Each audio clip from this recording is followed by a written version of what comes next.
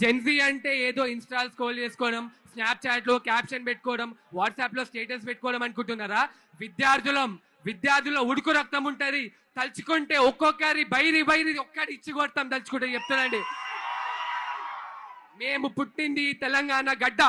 ఈ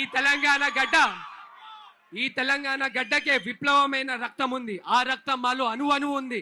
ఒకటే చెప్తున్నా, ఇది ఏ పార్టీ కాదు, ఇది ఏం కాదు. మా హక్కు, మా ఇష్టం, మా కోసం మేము పోరాడే పోరాటం ఇది.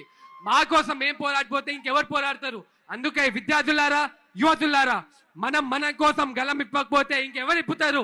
మన తెలంగాణ గడ్డలో ఈ యొక్క ప్రొటెస్ట్ ఇక్కడ చేసిన దానికి ఢిల్లీ మెడల్ వచ్చినాయి. మళ్ళీ మోదీ ఏమంటాడయ్యా, మిడ్ నైట్ వచ్చి వీడియో పెడతాడంట. యూత్ అందరూ మాకు చాలా ఇంపార్టెంట్, మీకు మేము యూత్ లేనిది అసలు ఏమీ లేదు, ఈ రోజు యువతే రేపటి పౌరులు అని డైలాగులు చెప్తారు కదా.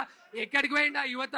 ఎక్కడికి పోయింది ఆ బ్యూరోక్రసీ? అంటే నీట్ లీక్ మీరు చేసుకుంటారు, బ్యాగ్ లో సంచులు మోసుకపోతారు. అటు సెంటర్ అట్లనే ఉంది, ఇక స్టేట్ అట్లనే ఉంది.